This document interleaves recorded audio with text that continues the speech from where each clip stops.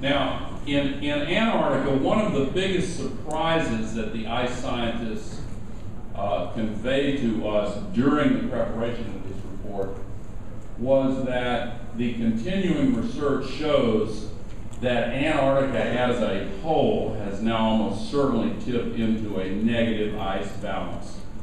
As Bob mentioned, the West Antarctic and the Antarctic Peninsula are the ones that have attracted the attention. We've seen in the last 20 years all these huge ice sheets break up down either side of the Antarctic Peninsula, and now we are seeing very large areas warming and melting for part of the actual summer in West Antarctica. Those areas there taken together are the size of California.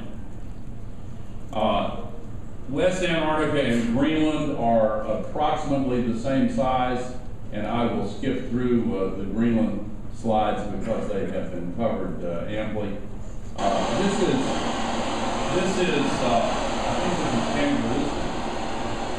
This is one of the two mechanisms by which Greenland and Antarctica raise sea level. This is the meltwater going out into the ocean. Actually, a larger mechanism has to do with those surging, those calving glaciers where the ice begins to move extremely quickly, and I'm going to skip that. You've seen that twice.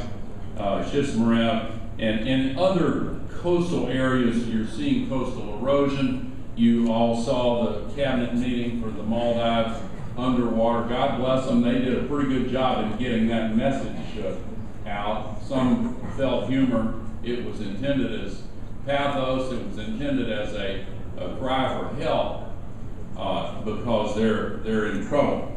And this is another presentation of the climate refugees associated with sea level rise. Roughly speaking, each 1 meter of sea level rise generates 100 million climate refugees. And again, this does not speak to the refugees from desertification or from crop failure or from the other consequences of global warming.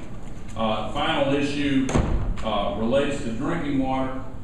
For the Americans here, and for any of you that go on the World Wide Web and read the New York Times from time to time, this morning in the New York Times there's a very long report about this area here.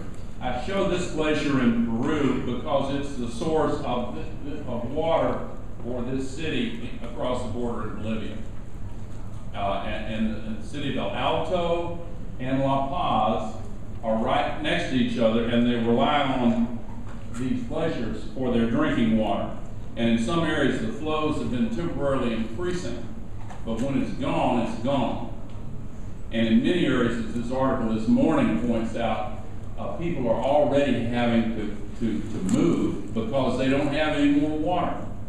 And there are hundreds of millions of people, more than 1 billion people on the planet, that get more than half of their drinking water, many of them all their drinking water, from the seasonal melting of the ice that we're talking about. The Sierra, the High Sierras in my home country of California is another case in point, and you know the story of the 7 great rivers of Asia that all originate in the same ice field of the Himalayas, and 40% the world's population depends on it. This is the final image.